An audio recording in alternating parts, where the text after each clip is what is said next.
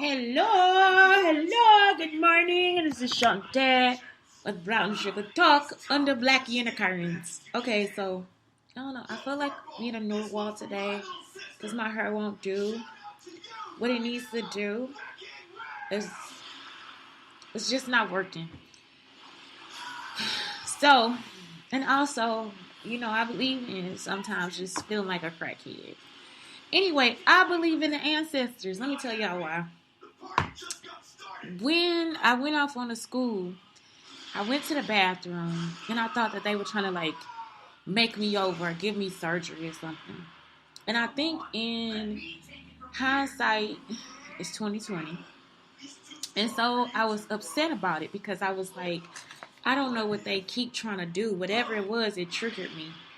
And when I went in the bathroom, I was just looking at myself and just telling myself, your skin is beautiful. Like, you are from Egypt and you are love. And like, it's like, I was just telling myself my own history. Like, it was just like all these different things. Like, and the woman was in the bathroom and she was like listening or whatever. And she was like one of the people I was mad at. Probably because she was a sellout too. I didn't like that she would come in my room and try to like take things from me. I don't have a reason to today. My son is like, "Are you gonna yell?" I got in trouble for yesterday and all the other times too because I make up a lot of noise when I'm fussing and I scare the dog. And I scare my son. And so then the dog releases her because the dog is scared. And my son is saying that he does not think the dog should be living in fear. And he doesn't like that. So I have been told that if I have to shout, oh shit. I have been told that if I have to shout, I have to go upstairs to the room. So I'm going to repeat because Shantae with Brown Sugar Talk, I forgot to hit record. Anyway, so, yeah. There was when I was first having my like nervous breakdown or whatever. This is because I woke up and I felt unicorn like it won't stay down. So anyway, when I was first having my nervous breakdown, I was in the bathroom. No, let me finish my story. I was in the bathroom because I thought they were trying to like give me a makeover or something, and the lady was lying. Like, everybody kept lying on me. And I'm like, why are they lying on me? This is when I was at Gateway Elementary. And I was in the conference room. And for whatever reason, it was Dr. Howard. She's supposedly part of the church. And again, y'all know everybody think I'm a flirt. And so, anyway. So, she was part of the church. She was the principal at the school. She offered me the job for whatever reason. So, anyway. I get this job, and I mean, I am miserable. I hate it. Not only that, I'm going through the symptoms of the mental health issues. So I'm having like a lot of anxiety, like for real. At this point, I'm like super anxious. And when she's telling me this, for real, my mind is like I'm fucking floating. And they were telling me something, and they were lying. It just pissed me the fuck off. So I go to the bathroom, and all this like this thing is telling me like I believe in the power of the ancestors. I am so serious. Like, it's just like something in me was like, you don't need this because you are beautiful. Like, your skin is from Egypt. Like, I'm in there telling myself all this stuff about myself. Like, just like you are the power of the ancestors. You are this, that, and the other. I don't even believe in this stuff, y'all. It's just like that's just part of my hype of what's going on. Now, what's happening too is that when I get home, I'm in such a dark place because all I keep thinking about is I just helped this guy, but he raped me. I just helped this other person and he raped me. I just helped. You see what I'm saying? Like, I'm in this dark spot, and then they trying to make me feel like I'm not good enough in something. All that college shit. Because these frat boys from Carbondale are calling me Ron Jones, all these different people. They just want to have conversations so they can try to make me feel like I'm a fool or that I'm stupid or whatever. And the whole time, this is just like, it's like all this shit going through. Even this now means something different to me. Like, the whole thing, because that's all they kept doing. Going in a circle, going in a circle, going in a circle, let's do it this way, going back to the past, going back to the past. They don't know what they talking about or what's really going on. And the whole time I'm feeling like I'm dark. Like, I feel like I'm in this place where I can't get out of because these people keep pushing all these dog words on me. All these fucking words on me, just like, it's just so many words. Like, it's just words from just everywhere. And then I'm thinking about when I talk about being black and all this different stuff, when I got the uncle on my arm and Mark, what his name? It wasn't Mark, it was I forgot his name. Oh shit. Somebody's boyfriend. Anyway, walking up to me and telling me that the was the sun god, was the devil and all this different stuff. And it's like, that's not even close to what it was. And then I just thought about Egypt and how much I studied Egypt and how much I studied before Egypt and after Egypt and all this different stuff. Because they would tell me, well, study, African American art or whatever, and study art from Africa. But I didn't. I went to Egypt because I was like, I'm not a part of Africa. It was too much pain associated with trying to start relationships with people that were of African descent on the campus. Like, if you try to start like, it would always be something like one guy, he would just, it was only one guy he was Ethiopian. And still, I'm so gracious to Ethiopia. But it was just one Ethiopian guy. He was black and Ethiopian. So, black American Ethiopian. And he was like the only person that was like really open. It was another African guy who was like just mean, like completely mean, Alawashun Akasami. And he ended up having to go through fraud. So anyway, he was so mean. Every time he saw me, he like, well, you the fat one. Like, all the other 3 girls for real, they were little. All the other girls were small. I just wore a size 12. I wore a size 12 and I was the fat one. Everywhere I went, they would always be like, you plus size, you the plus size model. I'm like, really? Seriously? But yes, I was. They considered me the plus size model. So, anyway, by the end of it all, it's just like, I was just like, what the fuck is going on? So anyway, it just like, I just kept telling myself all these different things in the bathroom, just like how great my skin was and how intelligent I was and all this different stuff. And it wasn't actually me. Like, it was actually a dissociative situation. Like, I was actually on the outside looking at myself in the mirror, tell myself these things. I was not actually a part of what was going on. I could understand why somebody would be afraid. I'm afraid sometimes too, but it wasn't a fear that was like negative. Like, everything outside of me that was telling me all those thoughts, that's what was negative. But what was inside of me, I had no clue. Like, I had no clue that it would be something that great inside of me. Like, it was just like, all I saw was a face of greatness. And I was just like, oh my God, like, it might sound like I'm conceited or something like that, but I'm not. Like, I promise you, it was just, I had been torn down so much for being intelligent, for being semi-pretty. Like, I mean, I ain't even never been pretty. Nobody even considered that part. Nobody ever considered me to be beautiful. Nobody except for, and nobody ever really told me that. Even if they did consider that, I had to think that myself. You see what I'm saying? And so what I learned through the first part of nervous breakdown is just that it wasn't you. It wasn't ever you that did that to yourself. It was other people that did that to you. I remember I worked a job at Ponderosa, and it was like mostly white people, and they were just ugly and ugly this and ugly that and ugly this and ugly that. And then I get to college, and then now I'm part devil, and I have to be.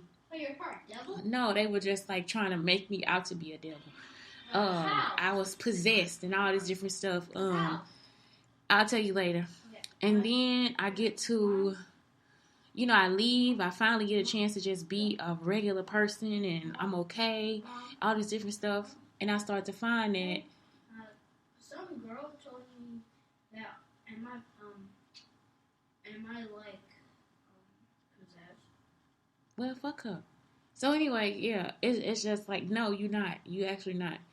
So yeah, it was like, then I got away, and it, like, you see what I'm saying? It's like they always kept trying to trail behind me, and it wasn't me affecting myself. Every time I want to do something, I'm trying to move forward, until it came to a point where I felt like I was self-sabotaging myself. And it was like, why are you self-sabotaging yourself? This is why I think people self-sabotage themselves. The world has told them so many different times. They've been knocking you. Get the fuck out. Don't do that. Don't do it. And it's like you still You in this place, or you put in this position, and you like, no, I know that's not me. I know I'm not. I know that's not me. I know I'm not an imposter. I know that this is everything that I'm supposed to do, everything that I'm supposed to be. I know that this is me.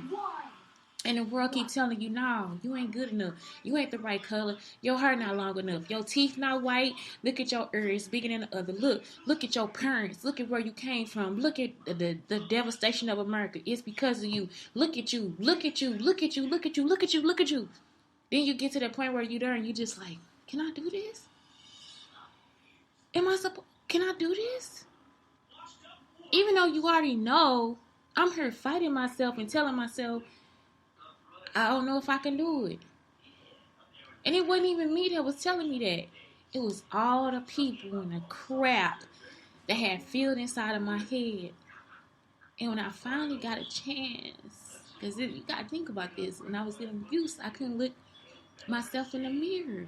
Amy Schumer stole the story and she changed it to the opposite. You know, because they know everything. They don't know me, but they know everything that they think they know. They know the rumors. So, sat down with Oprah and told her the story, right? You sit down with Oprah and told the story. You see how trashy white people are?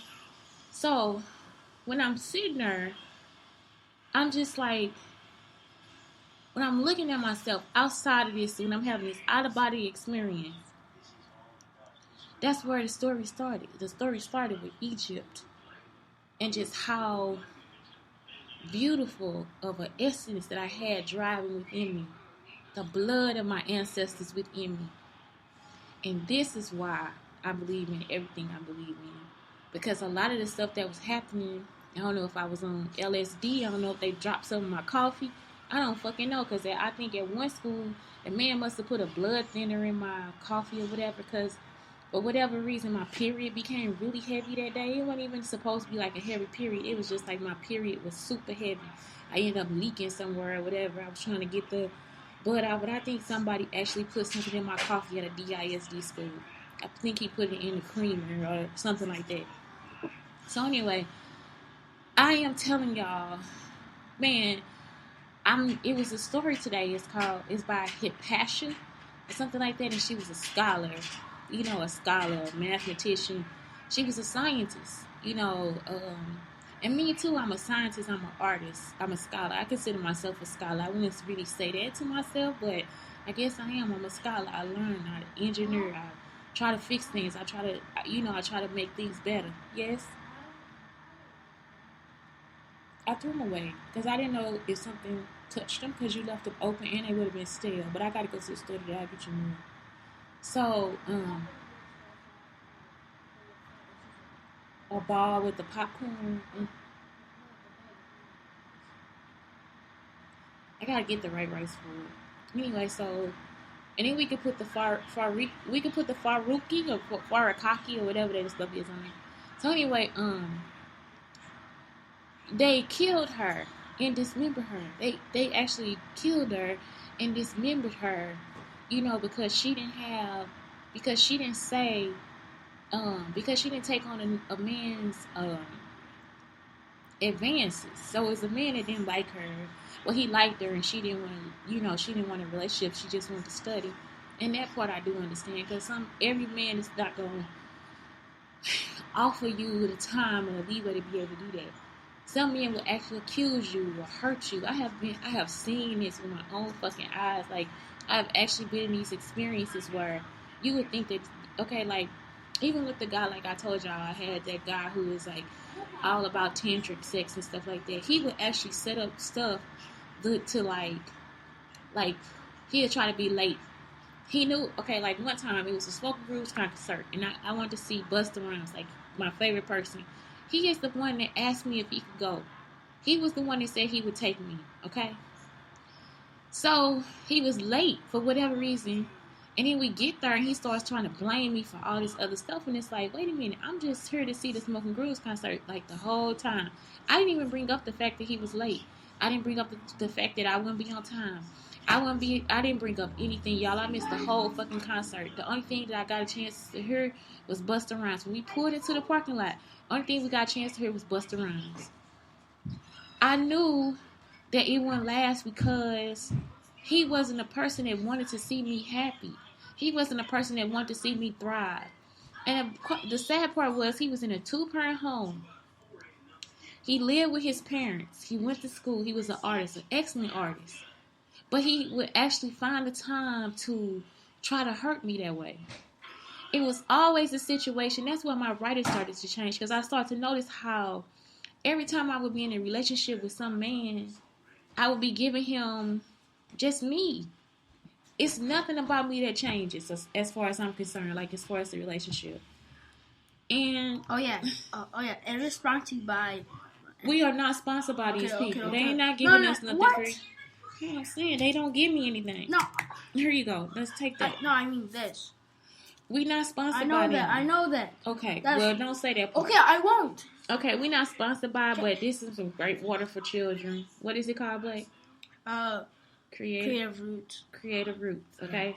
He loves it. Yeah, so anyway, you can get it off Amazon if you don't have anything. It's like $10 for thing. We sponsored by Amazon. I have Amazon. I'm a affiliate. So yeah, get creative. Okay, Blake, thank you.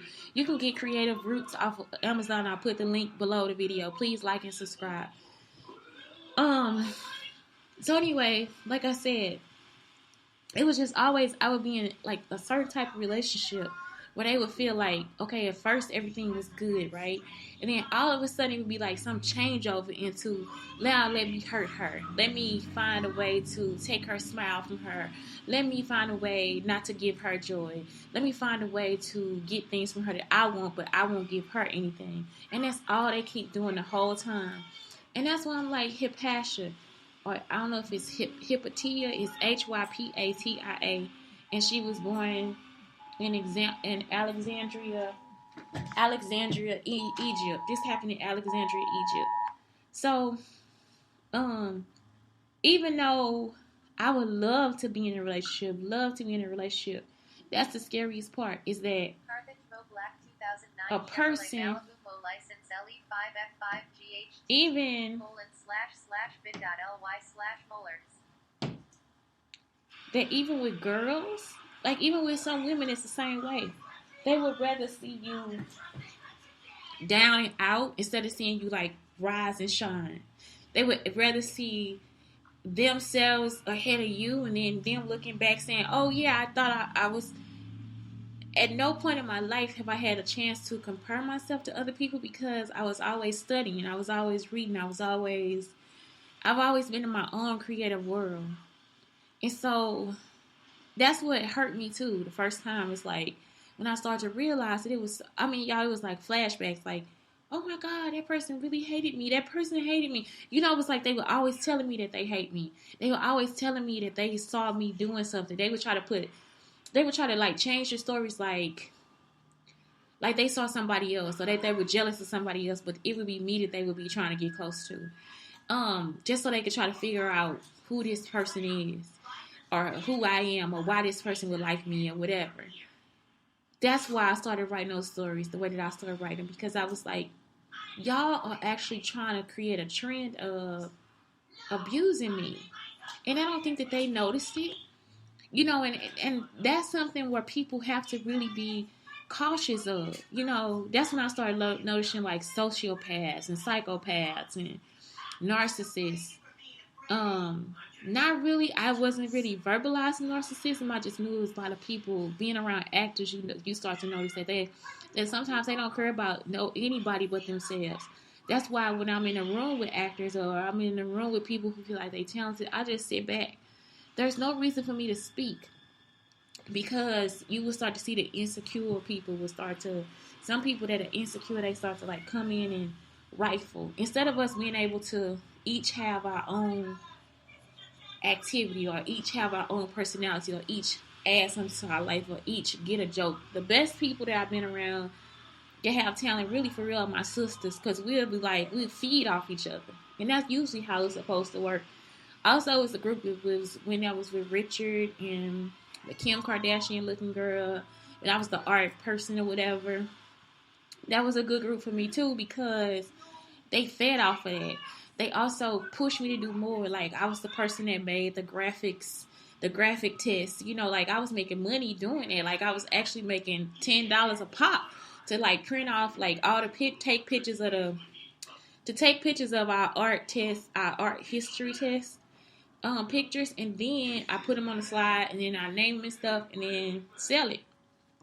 So I was always like an engineer and just trying to make money or whatever. And that was the whole thing too. It's just like, why did my hustle stop?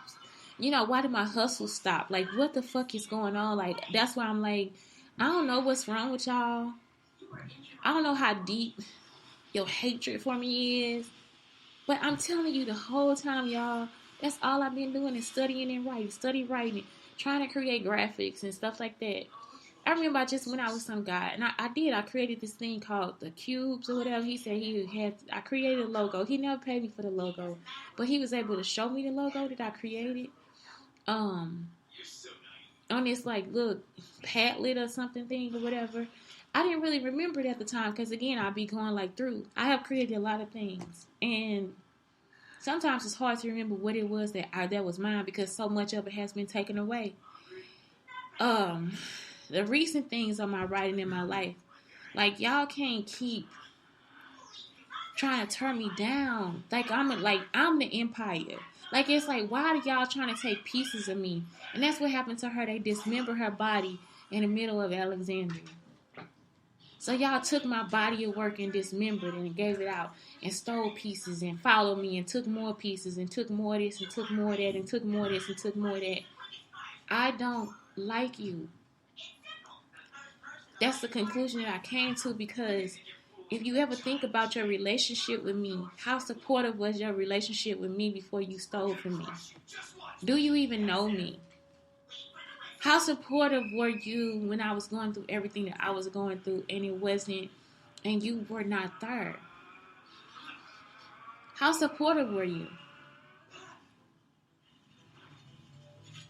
How supportive were you in enhancing my breakdown? How supportive were you in enhancing and stealing from me? How supportive were you in laughing and trying to control me and put cameras somewhere? And how supportive were you in those parts of my life? How supportive were you of my son? How supportive were you in stopping somebody tell you to say something to me that could have been from a stalking? How supportive were you for telling the police that somebody is actually coming to your house to tell you rumors about me, whether you love them or not? How supportive were you in stopping the person that you love from telling you rumors about me, a person that they've never spent time with, a person that they've never seen, a person that they had to record and follow? How supportive were you in stopping those matters that actually matter? How supportive were you when you knew about the rapes? And so that's the whole thing too. It's like, why even come inside of my space? Why even try to destroy me after you already did? And I'm telling you, even before I wrote the letters, all those acts that could have been in the letter were already done. They had already done those things. Illegal. Everything was illegal.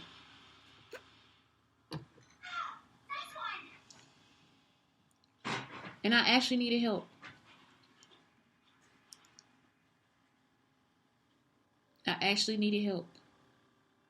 Even when I designed the school. Now, how you going to take the letter for one thing and the letter for something else and now combine them, and now we going to just keep listening to her through the walls, and it had nothing to do with that? How you going to try to take the design of the school and then think that it's crossing over with somebody else's design or something and never even talk to me about the design? How would you go through my journal, my Penzu, and see the layout of a design and then think that that's something that's supposed to go with you? A good business person would take a person that has experience with certain ideas. You're going to take the person that has the closest relationship with the parts of the company that you want to recognize, or that you want to research, or that you want to change, or that you want to fully get an idea of. And those are the people that will help you make changes in your company. They will tell you what they like, and they can tell you what they don't like. They can tell you how it could have been better. They can tell you how it was worse. From there, you then create a list or a checklist of how, okay, is this working right now? Is it not working? Is this going on? Is that going on? And randomly, you go and check. But I wasn't just using the school as a design. I have so much experience in so many different jobs. That's why I took my little business class. I'm not a business person. I'm just a researcher. I'm a scholar. I'm an inventor. So that's why I was able to come up with the design. All y'all got is just snippets of different parts of my life.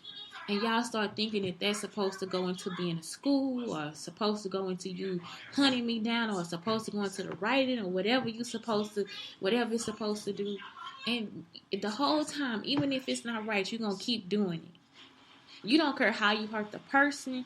You don't care how you hurt the person's family. You don't care. And not one time have one person actually put me in a room and said, "Is this okay? Like, are you serious?" Y'all started stealing my work at Nova Academy. Do you know when I got back to St. Louis, I found out that they had did a paper or did an article on how the school correlates, how one data correlates with the other. To talk about, I was doing a paper on the scores of how I could look at the scores of second graders and know that how good they'll do on the test as third graders, and that's not totally true. And I'm gonna tell y'all why. If you actually involve yourself in your students' lives, the scores could change drastically. I was at one school, and this is why I started teaching like I teach too. Okay, because it was a lot of influences. But I was at one school, and the Hispanic families would come to the school and set the table, and they would get their children a full lunch. They would bring chicken and tortillas and corn and rice and beans, and they would sit down. They would have some tacos, and they would, and sometimes not even that, sometimes just beef, whatever. The teachers would go into the lounge and they would talk about them. They would actually have mean words to say about them. And it's like, if I had the chance to spend with my child like that, I would take it. If I had, they would say, well, they got to be separated from their family and this and that and the other. And that wasn't true, because that's not their culture. So they were actually negative about the culture that was coming into the school. So if they're negative in the lounge about the culture coming into the school, how do you think they treat the culture inside the classroom? So that's the things I started to learn. I started to like, okay, wait a minute. So if you go back through any other recordings, you will know that I included every part of their families inside of my classroom. Every part. I don't care if we had to stay on the phone with these people all day. I would leave people's parents on the phone. I don't care. But that was why I was able to get a classroom that had good behavior. That's why I was able to get a classroom that succeeded and outscored most of their peers. I created a family within my classroom. And that's what you have to tell them from the start. I learned that from Region 10. But I didn't know that I had so many influences in my life that I would be able to create it that way. And so sometimes we always just on the surface because you want to keep going through shit. You want to keep going over shit. You want to keep glossing through the pages. You want to keep doing, and you wrong. The last part of that is like y'all continuously keep going through like you not wrong. And you are. None of this is the result of me. None of this is the result of anything else. I'm not taking the blame for nobody else's bullshit. I'm not going through my life to remember somebody else's bullshit. I already did that. And no, nobody is forgiven. Because once again, I have never hurt you. The whole time I had my head in a book trying to study or try to build a family that I thought I would ultimately have. While men continue to try to use me for whatever they thought they would use me for. These people have actually recorded the last 3 sexual experiences, and I could actually detail them inside of the American Horror Show. You can even go back and listen to my podcast. I'm going to say when I was still at Humphrey Lee. And you'll hear everything that I'm saying. And that's exactly how they put it in American Horror Story. All they do is take my stories and change them. And you think I'm lying, it's not a lie, it's the truth. Whether you say you know me or not. You get it from somewhere. The whole thing too with the Wu-Tang thing and the girl. If you go back and you listen to my stories, they created the girl just like me. And it's not a lie. I know why Zurich continues. He considers himself to be a Wu-Tang member. I don't know if that's the person that's helping, but y'all got some kind of tie into my life, into stories about me. And it's not a lie. You've been stealing from me since college. Not only have you been stealing, you've been raping me and taking everything you can from me without even considering that I have a life too, or that I'm even a fucking human. ZOID. Yes. So, either way, y'all, it's true. It's true. And that's why I consider the whole thing about the ancestors, it's true. It's true. If you ever felt that this world has not tried to recognize you, and I think it's past mental displacement. It's agricultural. It is voice unheard. It is environmental. It is not safe. It is shameful for not me, but for people who wanted to inflict the pain or inflict the shame.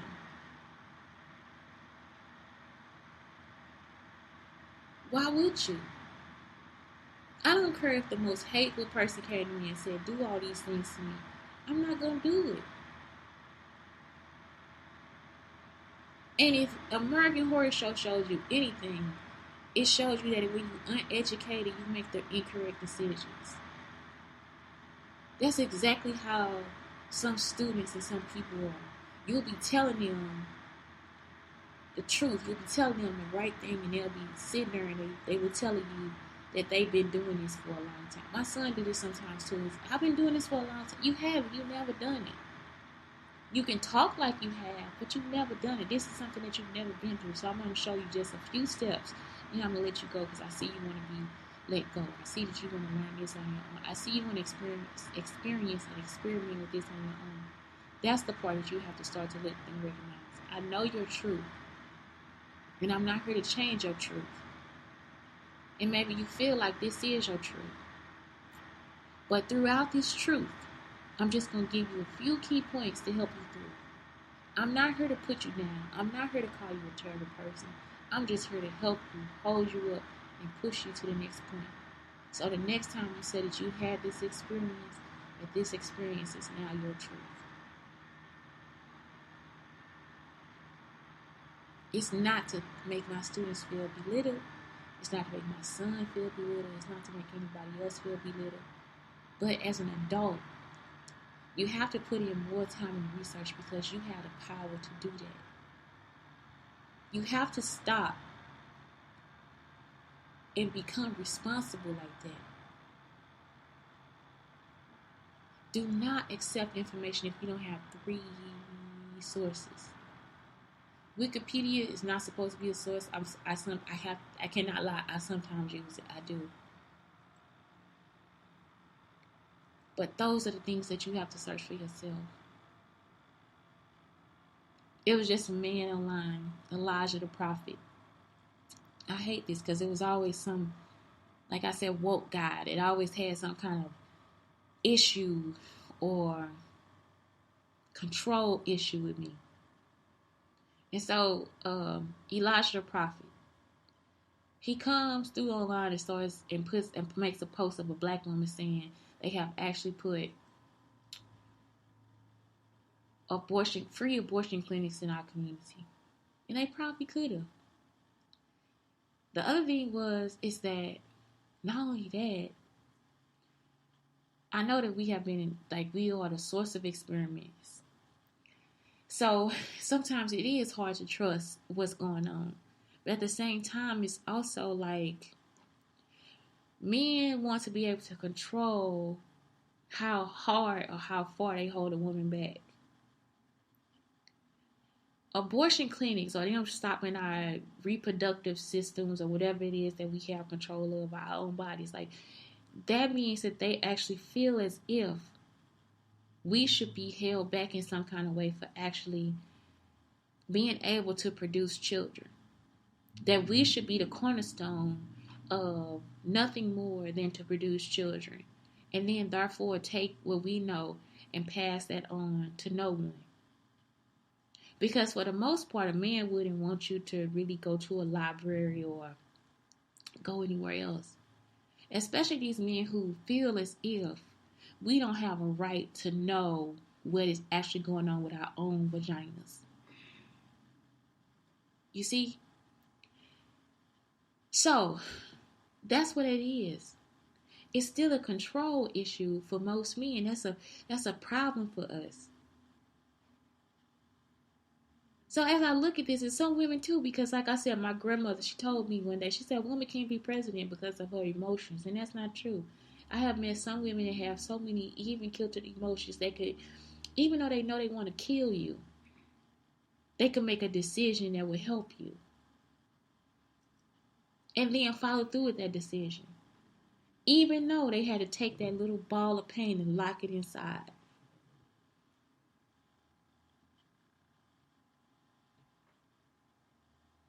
But now we have this man as president, and he has become the epitome of a headless king.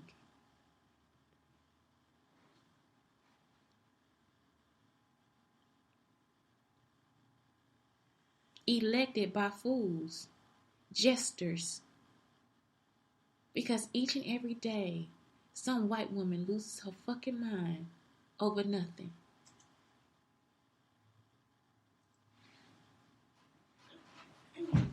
And so it continuously it's awful. We are in an awful condition. So anyway, let me get back to Elijah the prophet. So he writes,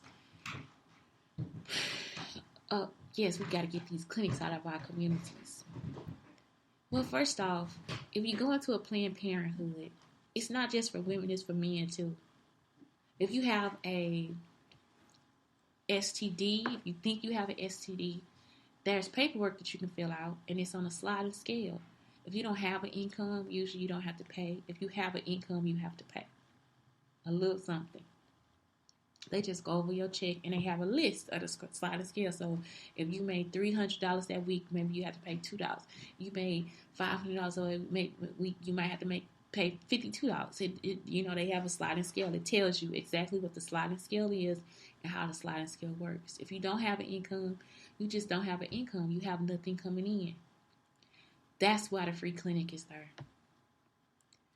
If a man rapes you and you live with him, the horror of bringing this person's child into the world is not a beautiful thing. The horror of having to now, as an abused person, stay in a house with him and produce his children as well as take care of them. That's why the reason The Color Purple was made, because the shit is still happening now.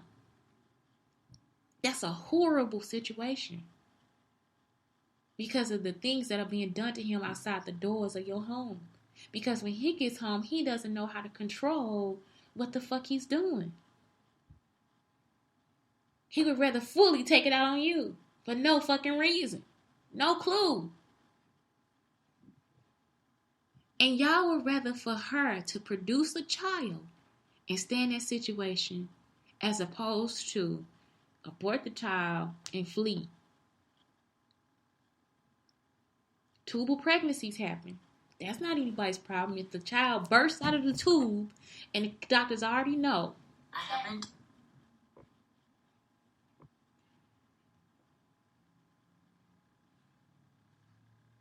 If it bursts out of the tube and the doctors already know, then why can't the tubal pregnancy? Why couldn't the tubal pregnancy be stopped? Not only that, we have so much information and instances of unwanted pregnancies and things that happen. And now I'm finding out that if a man actually lies to you and says that his condom is not working, or he secretly takes the condom off, then that's also another way of rape. If you are coaxing a woman into having sex with you, that's also another form of rape. Especially when you know that's not something that she really wants to do. In all these instances, something needs to be administered in that time. Every woman is not here to have your child. And I would prefer a world where a woman had a decision to make or create what she wanted to create with who she wanted to create that with. It's not about how we look at all these things. It's how we take them and we change them and manipulate them and all this different stuff. And so we always try to lead it up to some person in Congress, and it's not that person's decision. And the reason why is because if he had the power to, he would totally hold you back from every part of your fucking life. He would kill you. And then hope to find a bimbo or a woman that does not think for herself for him to be able to control. And that has become the full fucking problem and our full fucking reality. So until you walk your ass into a Planned Parenthood and actually go through the steps of what they do, you will never fucking understand what the hell is really going on. So no, the abortion clinics don't need to go because they not only help the woman, they help the man too. And they also help children. If it is a loving relationship, even if it's not, they still have a talk with the person and tell them other options such as adoption. They tell them other options such as, I don't know what other options you have. Just keep the child. It's so many other options. They even tell you how they'll be able to help. And that's the part where y'all not understanding. So this is not the 70s. We are actually moving into a situation where we have enough human information to know that we are different.